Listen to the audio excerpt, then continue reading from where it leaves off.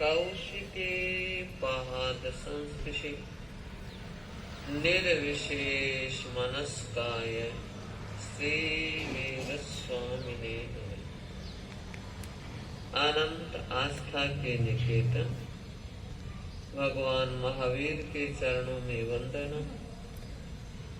अनंत शक्ति के स्रोत महाप्राण पूज्य गुरुदेव के चरणों में वंदना।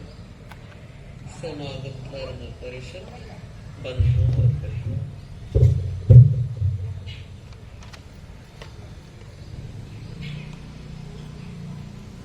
आप और हम सब कर्मवाद में विश्वास करने वाले। भगवान महावीर की वाणी है, अप्पा कत्ता विकत्ताय दुहाणय सुहाणय अप्पा मित्तम अमित्तम च दुपट्ठिय सुपट्ठियो। आत्मा कर्म की करता है। विकत्ता आत्मा ही है। विकत्ता का मतलब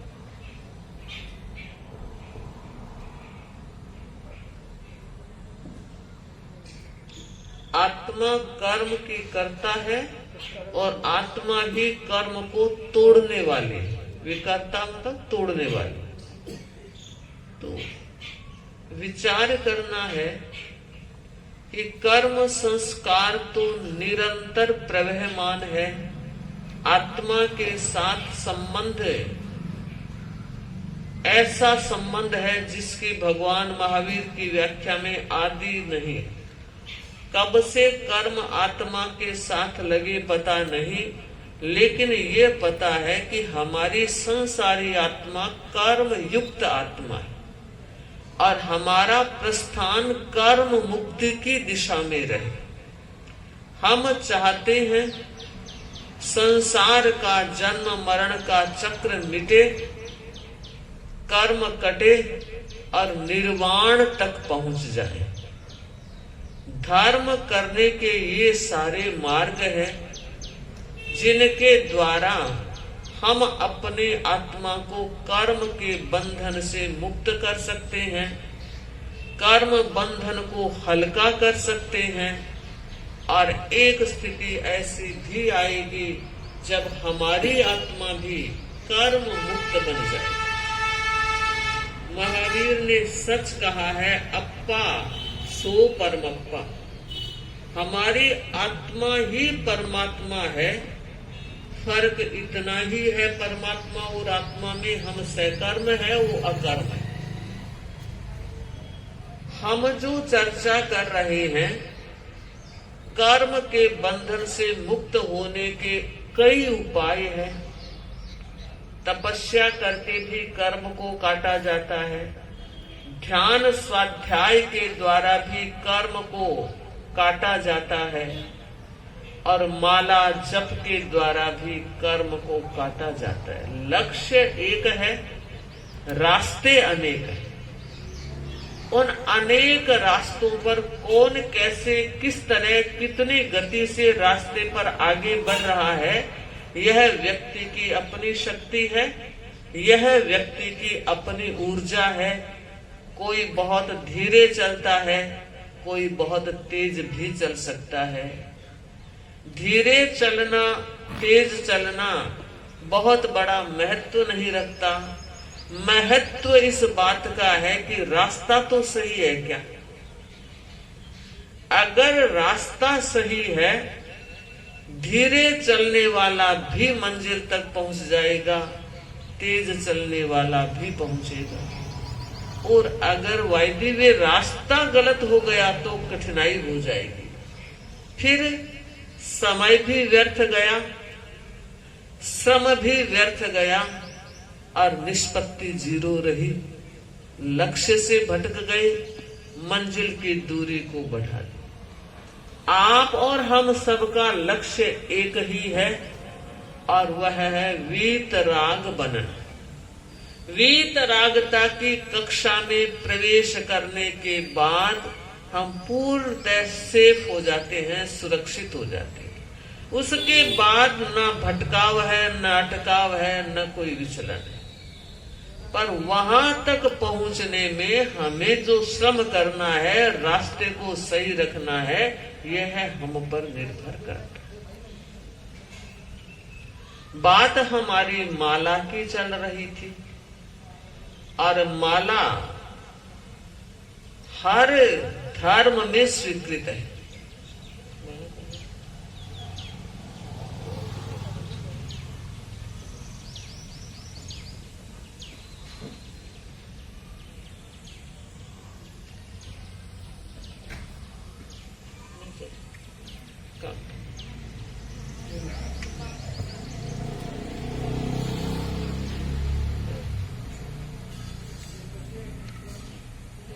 आगे एक अभी बताते हैं।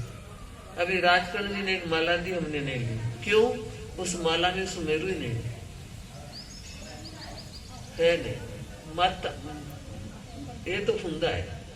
सुमेरु काट 108 माला के मन के, उसके बाद एक मोती, कम से कम 2 मोती भी हो, और कई बार आपने देखा होगा 3 मोती भी हो सकते हैं। तो माला वैसे तो 108 की कहते हैं, लेकिन काउंटिंग करें तो 109, 110 और 11 की भी होती है। इसमें 2 सुमेरु है, किसी में 1 और किसी में 3। पर ध्यान देना, अगर सुमेरु नहीं हो तो उस माला का उपयोग भी नहीं होना चाहिए। तो कल हमारी जो चर्चा चल रही थी उसको थोड़ा सा आज पूरा कर लेते। पहली बात, माला फेरने तक हम आ गए थे। अब जब हम माला फेर रहे होते हैं तो कई बार हमारी माला यूं आते आते नाखून तक आ जाती है। ध्यान रखना है, माला फेरते हुए नाखून का स्पर्श नहीं होना चाहिए। दूसरी बात, माला का जमीन के स्पर्श भी नहीं होना चाहिए। तीसरी बात, माला खुली नहीं होनी चाहिए। जब भी माला फेरे आवर्त माला रहे, ढकी हुई माला रहे।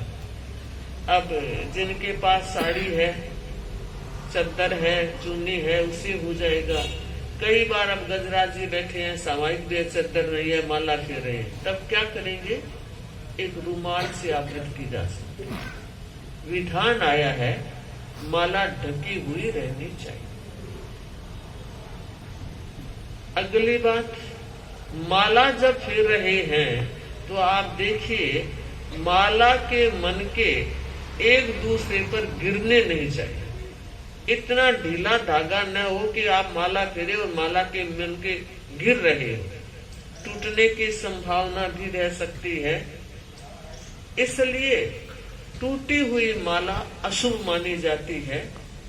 अगर आप माला फेर रहे हैं, कई समय व्यतीत हो गया है, और देख ले कई बार कि मेरी माला का कोई मन का खंडित तो नहीं है।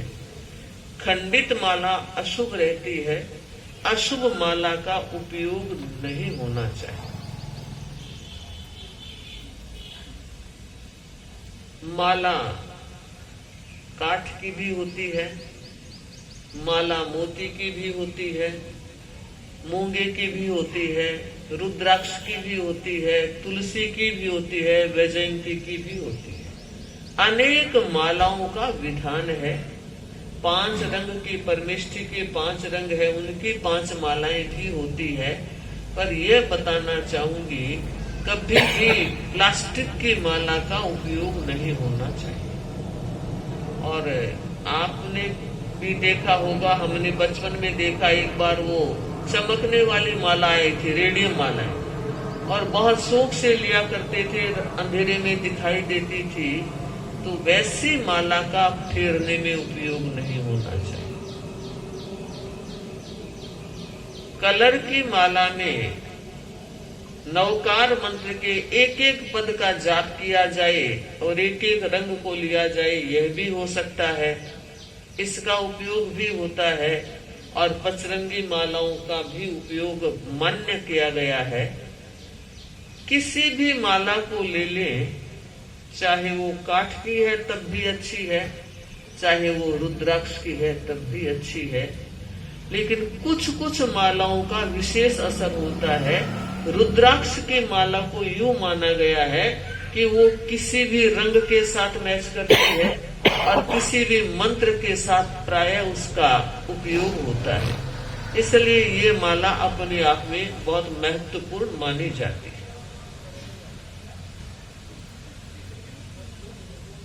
सूत की माला, मोती की माला भी चलती है, पर मैं एक प्लास्टिक की माला का उपयोग नहीं होना चाहिए। दूसरी बात है, अपनी माला है वो अपने ही फेरने के लिए रखनी चाहिए।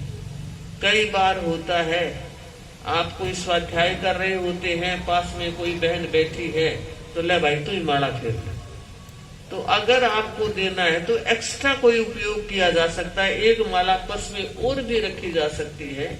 लेकिन रोजाना आप जिस माला को फेरते हो वो माला आपको ही फेरनी चाहिए, दूसरे को नहीं। क्योंकि हर व्यक्ति के भाव अलग है, हर व्यक्ति का स्वभाव अलग है, हर व्यक्ति की पॉजिटिविटी और नेगेटिविटी भी अलग अलग है। और ये सारे निमित्त तत्व हैं जो हमें प्रभावित करते हैं। आप सब शांत बैठे हैं, हम शांति से व्याख्यान दे रहे हैं, आप सुन रहे हैं। एक भी व्यक्ति जोर से बोलने वाला आया तो सबको डिस्टर्ब कर देगा। इसलिए माला के समय जरूर ध्यान दिया जाना चाहिए कि मेरी अपनी माला। कई बार लोग क्या करते हैं, माला फेर ली उसके बाद यूं हाथ में डाल लेते हैं, ठीक है। और कई बार ऐसा भी होता है कि माला व्यक्ति गले में भी पहनता है।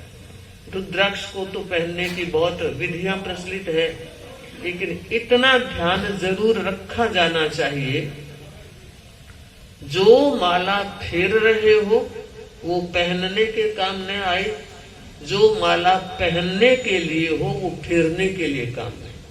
दोनों का अलग अलग विधान वास्तु स्थान रहा है, इसलिए ध्यान दिया जाना चाहिए। माला के मन के कितने होते हैं? 108। क्यों?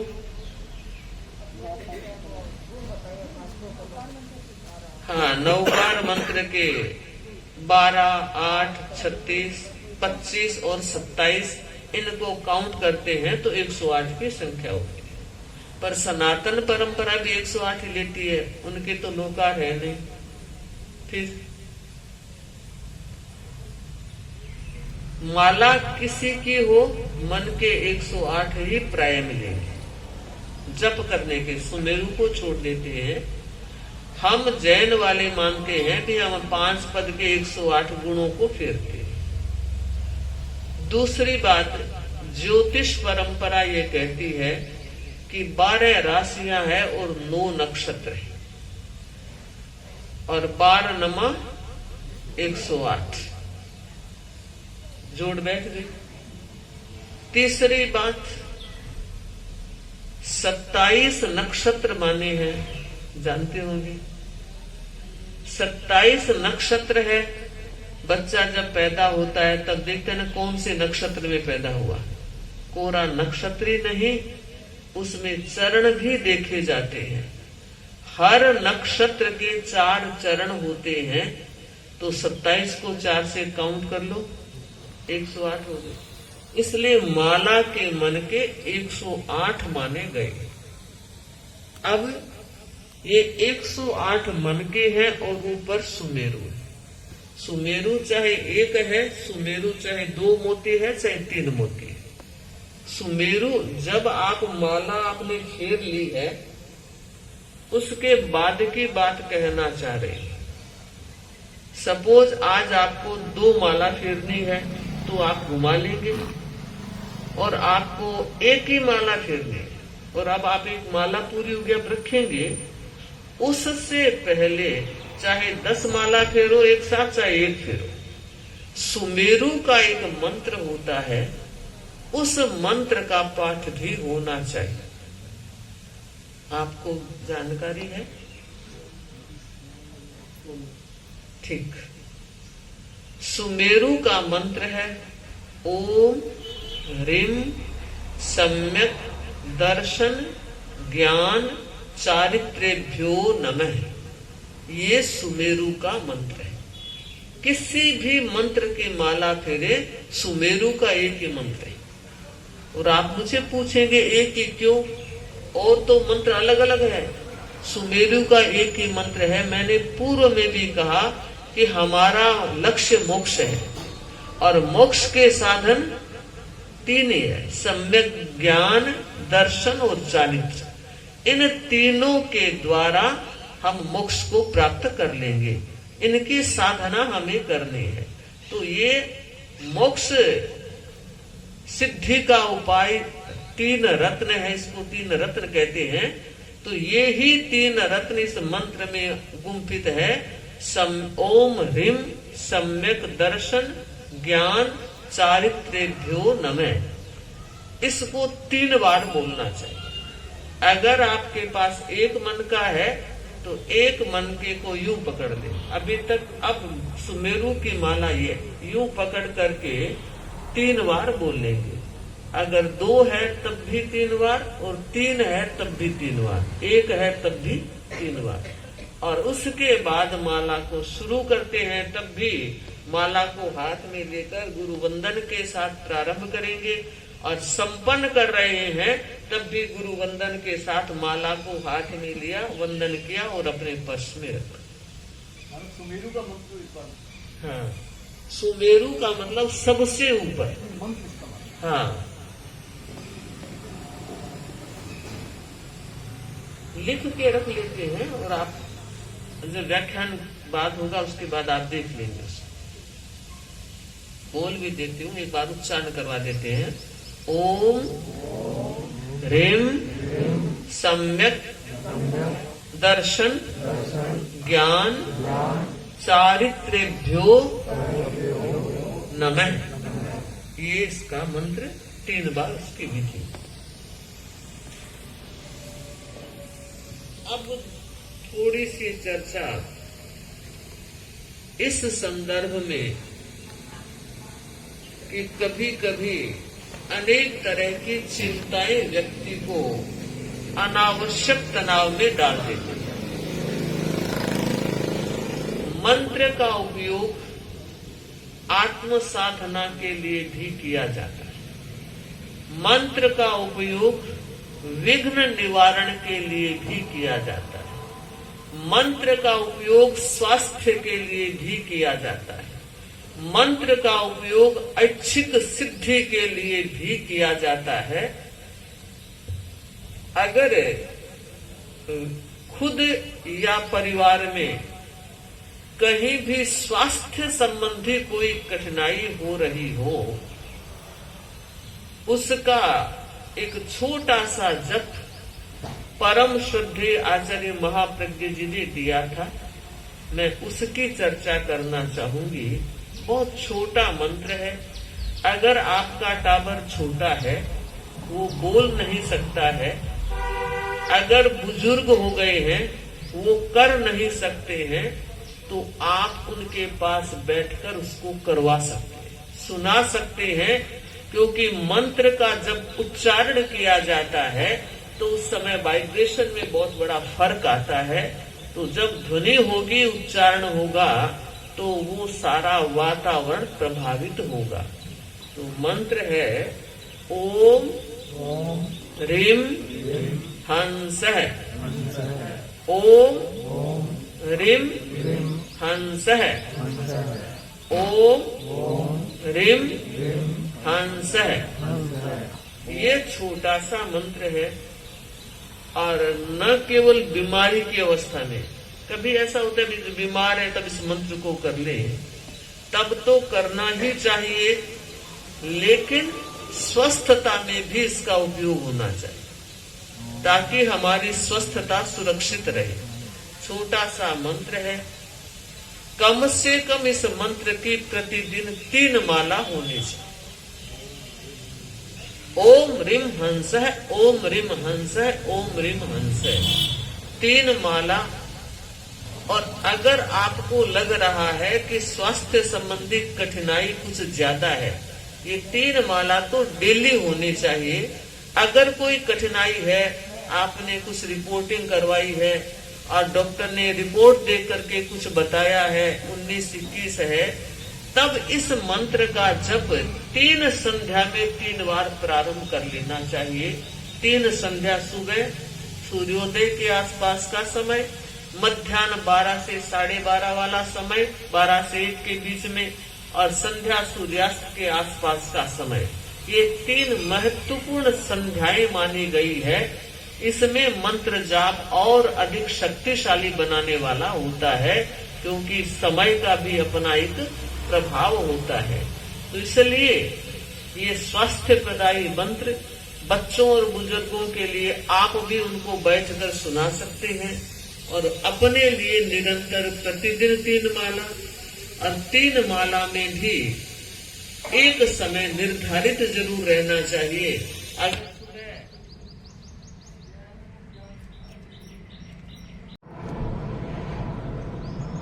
कई बार व्यक्ति कई तरह के राजकीय संकट से भी ग्रस्त हो जाता है। कोर्ट केस भी हो सकते हैं, अफसर आदि के साथ भी ऊंची नीची बात हो सकती है। अचानक घर परिवार पेपर वर्क न जाने कितने सिस्टम डाले हुए हैं। खूब जागरूक रहने के बाद भी अगर कोई देखने वाला आ गया तो कहीं न कहीं वो 19 से निकाल ही देगा। ऐसी स्थिति में एक मंत्र हमारे प्राचीन आचार्यों ने दिया है। ओम ह्रीं अर्हं नमः क्षीं स्वाहा। ओम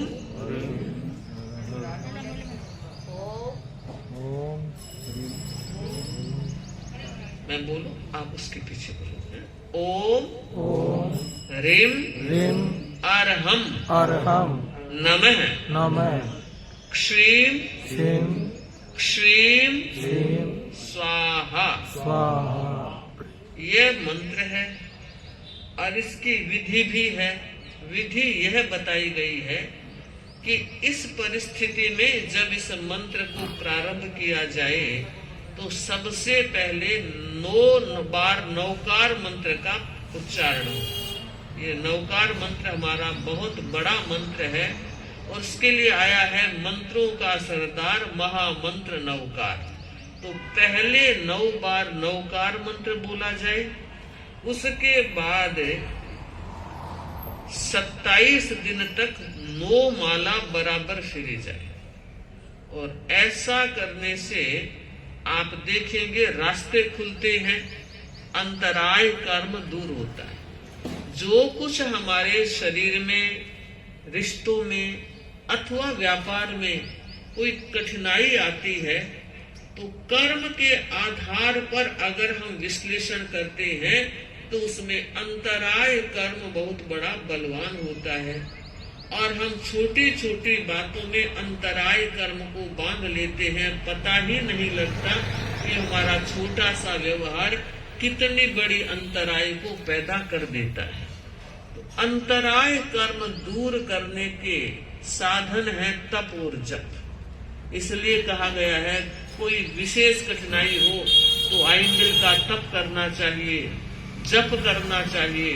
जप तप के द्वारा अंतराय कर्म कमजोर बनता है और अंतराय कर्म कमजोर होता है तो रुका हुआ रास्ता खुल जाता है। तो हमें अपने कॉन्सेप्ट को क्लियर रखना है कि हम जो कुछ कर रहे हैं कर्म निवारण के लिए कर रहे हैं। कर्म निवारण कर रहे हैं। स्वामी जी ने कहा है कि कोई भी व्यक्ति खेती करता है अनाज के लिए, लेकिन तूड़ी भी होती है, घास भी होता है, पर घास के लिए कोई खेती नहीं करता है। ठीक इसी तरह हम जो तप कर रहे हैं, जप कर रहे हैं, अनुष्ठान कर रहे हैं, माला सामाई कर रहे हैं, साधु संतों का दर्शन प्रवचन ले रहे हैं, उसके पीछे हमारा मनोभाव है हमारे कर्म का विलयीकरण हो और हमारी कर्म चेतना जो हमको प्रभावित कर रही है हमारी आत्मा इतनी प्रभावशाली हो जाए कि वो सारे प्रभाव समाप्त हो जाए। तो इसी भाव के साथ अब मैं 5-1 मिनट का समय आप लोगों को इसलिए देना चाह रही हूं कि कोई बात आपकी समझ में ना आई हो तो आप जिज्ञासा कर सकते हैं। इसकी 9 माला फेरने में टाइमिंग क्या होगी? वैसे तो अगर आप विशेष कठिनाई के साथ अगर अनुष्ठान कर रहे हैं तो इसका सुबह का सूर्योदय से 1 घंटा पहले वाले समय में ही इसको एक साथ 9 माला करनी चाहिए। एक माला जो इसमें पोर में हाँ, माला का एक प्रसंग हमने बताया, माला से माला, माला हाथ में लेकर माला फेरते हैं, और कई बार माला हाथ में लेकर फेरने का नहीं हो तो हाथ से भी कर माला भी आई है, हाथ से भी माला फेरी जाती है। तो उसकी कई विधियां हैं। एक विधि की मैं चर्चा कर लेती हूं आज कि अगर हम हाथ से माला फेर रहे हैं तो हमारे हाथ की मुद्रा ये रहनी चाहिए, ये अंगुलियां माला फेरते हुए ऐसे खुली नहीं रहनी चाहिए, पहली बात। दूसरी बात, हाथ की मुद्रा अष्टमी के चांद की तरह होनी चाहिए। अष्टमी का चांद यूं होता है, आधा होता है। अब हम माला को शुरू करेंगे तो ये हाथ का अंगूठा सबसे छोटी अंगुली के नीचे वाले पोर में जाएगा। ध्यान दें, हर व्यक्ति के हाथ में 3 रेखा होती है। 3 है, एक जड़ में है, एक बीच में है, एक यहाँ। रेखा भी 3 है और पोर भी 3 है। तो ध्यान रखना है किस बात का कि जब आप अंगूठे से माला फेर रहे हैं हाथ पे, तो दोनों रेखाओं के बीच का जो स्थान है हाथ वहीं आना चाहिए, ठीक है। तो अब यहां से ये 1 2 3, उसके बाद 4 5 6 7 8 9 10 11 12।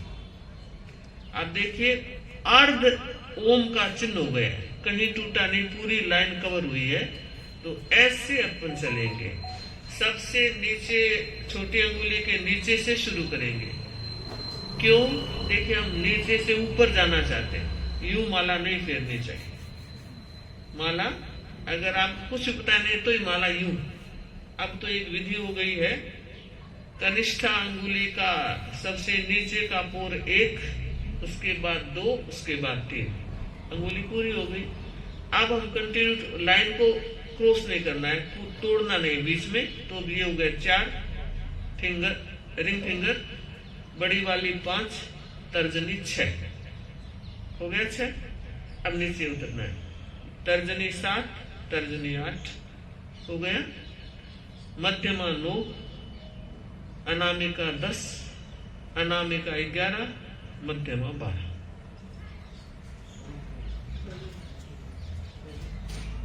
हो गया ना। अंगूठे ने काम किया है, अंगूठे के द्वारा फेरे हैं तो ये 9 हो गया। और इधर काउंटिंग एक चलेगी, ये 12 हो गया और इधर 9 बार 9 काउंट कर लेंगे तो 12 नमा 108 एक माला होगा। समझ आ गया?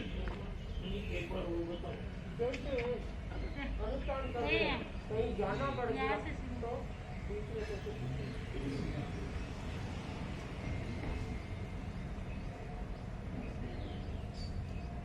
1 2 3, फिर चौथी का लेंगे 4 5 5 6, हाँ बस 7, हाँ 8, ठीक है 9, नीचे जड़ में उस 9 या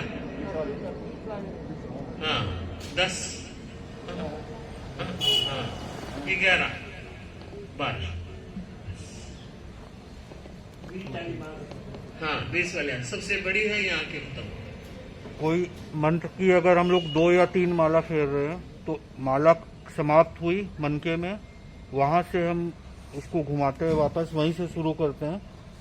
तो पहले सुमेरु में जाना है, मंत्र बोलना है, या वहीं से घुमा करके? मंत्र, सुमेरु का मंत्र तो मैंने बताया, सभी याद रहेंगे। एक बार ही बोलना है जब माला फिनिश करके आप रख रहे हैं।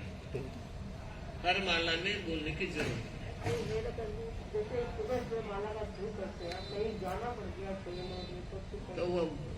तो फिर क्या करोगे आप? हाँ, माला फेर सकते, सामायिक नहीं हो सकती, माला हो सकती।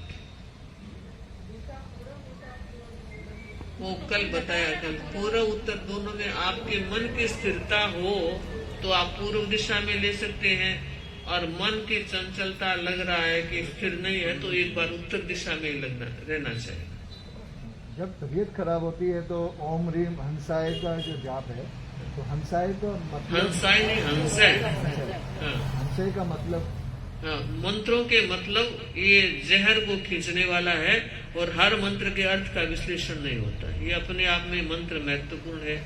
जिस तरह ये ओम रीम ये सारे बीज मंत्र हैं, तो बीज मंत्रों का विशेष प्रभाव रहता है।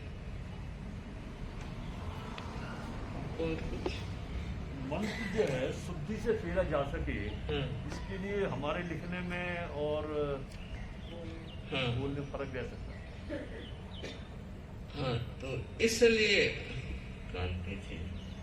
स्पेलिंग के हिसाब से देखिए, विमल जी ने अच्छी बात कही है। कल हम चर्चा करने का भाव रख रहे हैं कि मंत्र का गुरु के मुख से उच्चारण होना चाहिए। गुरु भगवंत भी आते हैं, साधु संत भी आते हैं। तो इस बारे में आज का समय संपन्न हो गया है। कल का भाव रखते हैं कि इसको कैसे गुरु मंत्र से लिया जाए और कैसे फेरा जाए, उसका क्या प्रभाव होता है आने वाले समय। उसमें कहते हैं 50 मालाएं होती है, तो उसमें एक लाइन से फेरना चाहिए या?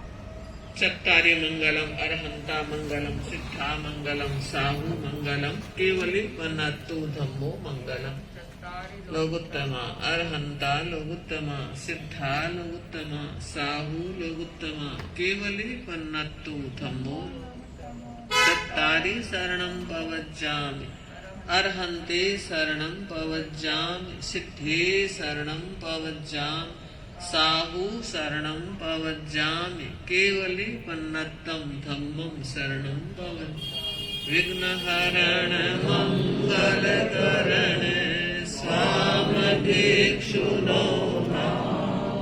गुणयोड़क सुमिरन किया सरे अचिंत्य सरे अचिंत्य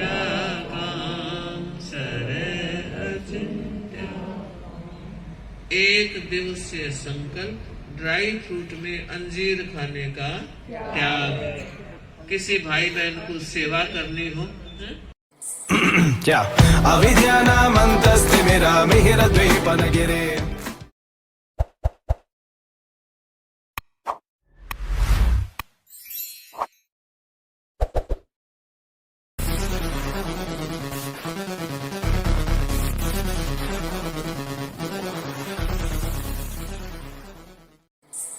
क्या अविद्यानामन्तस्तिमिरा मिहिरद्वीपनगिरे।